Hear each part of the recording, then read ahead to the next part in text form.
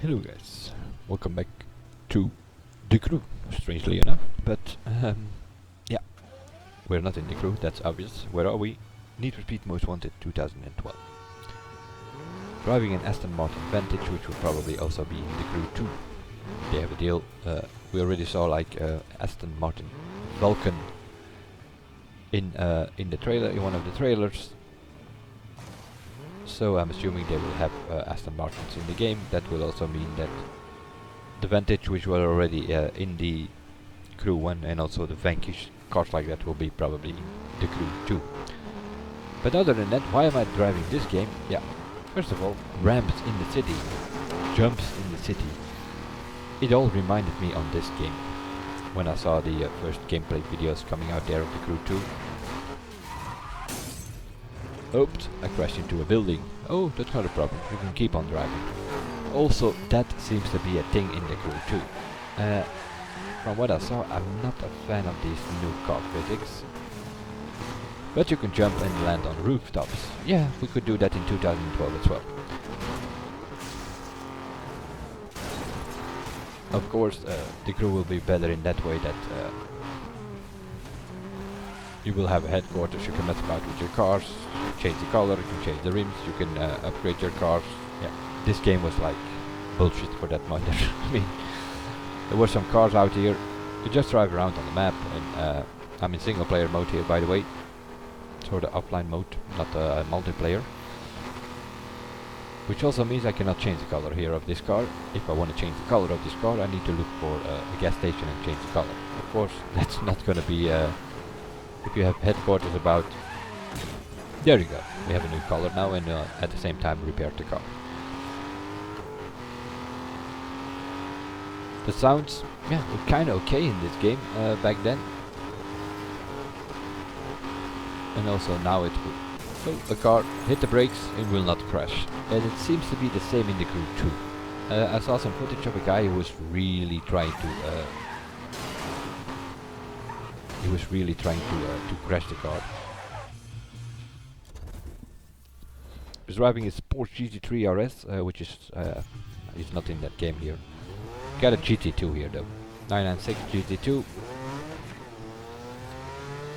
Of course, we are 5 days later, so we are dealing with a 991 version of the Porsche 911 and in GT3 RS spec.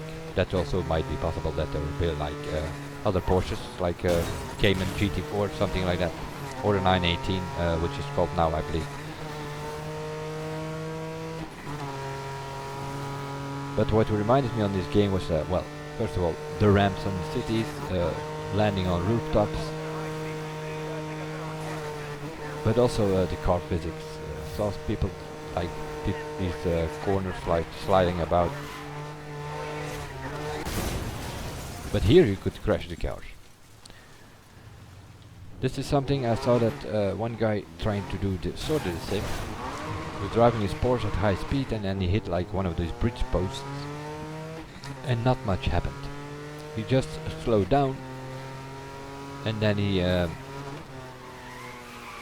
kinda could keep on going. At least here we had like a crash cam. He activated the crash cam once, and that was when he somehow managed to flip the car.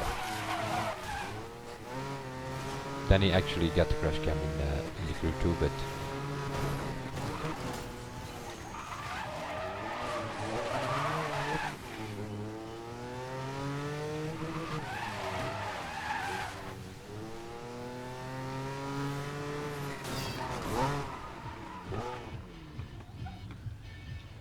So I don't know what to think about it, but the problem is you have these videos out there now. People have been playing at E3 and the first videos come out. But yeah, most of these videos already say in the beginning 50 times, thank you Ubisoft, thank you Ubisoft. Basically they are sponsored.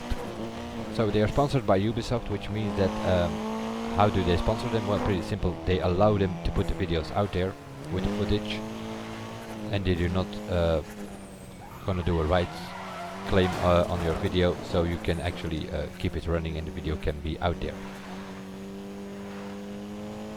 And that in that way they are sponsored, because yeah, which also means they cannot have too much criticism, or they will put the right claim on there, and then you cannot, then they block the videos, and then, yeah, you don't have any views. Other than that, yeah, they also have a deal with Ubisoft, and then they get early access to the beta stages, they get early access to the gameplay, and that's all fine. But that all means that you're not gonna find any word of criticism in any of those videos. Because, yeah, they have deals with it, and they are a bit biased in that way. But these car physics, drifting around the corners, it kind of reminded me all on this game. Then you have all these kind of ramps in the middle of the city where you could jump on, drive on rooftops, and probably also on railroads and stuff like that. Yeah, well, we could do that here as well. So we are 5 years later, we have of course better graphics, we have headquarters where we can customize our cars and all that. But driving wise and all, it seemed all a bit, oh, hit a car, no problem, just keep on going. Yeah, that's not my idea of driving, but I want to change the color, needed to go through a gas station in 2012. Now 2017, 2018, we have headquarters where we can customize and modify our rides whatever we want to, but it all reminds me of this game somehow, from all what I saw so far. What I also saw is like these streets, also in the Crew 2, they became a lot bigger and wider, which means less room to maneuver about and less room to drive. Oh, a car, let's tap the brakes so you do not get a crash cam. Also there, not a crash cam.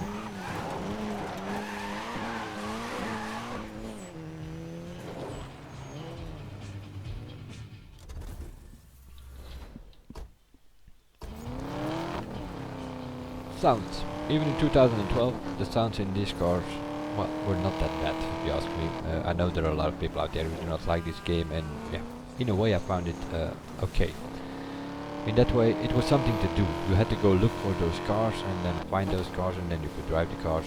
Okay, that was a bit less. You could not go like into a garage or something and mess about with them anymore. They were not like customizable. I'm not much into customization, that's for sure, but I know a lot of people are.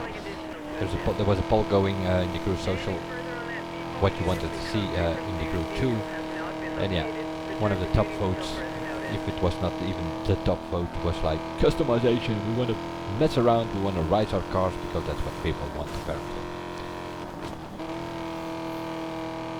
So that, of course, we are 5 years later now, that's all possible. But other than that, these car physics, you play around with it, you drift around with it, it all seemed a lot to remind me on this game. So 2017 graphics, more cars, newer cars of course, but from what I saw so far, it reminded me a lot of this game. So let's hope the Crew 2 has more to offer than this, because from what I saw so far, I'm a bit pro and con at the same time.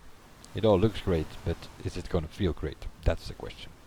Wait and see, I guess. The first betas are going to come up soon, and then we will know more and can find out more for it. Because also now, yeah, it seems like at E3 they brought the New York area, and the rest of the map was either it was not finished yet,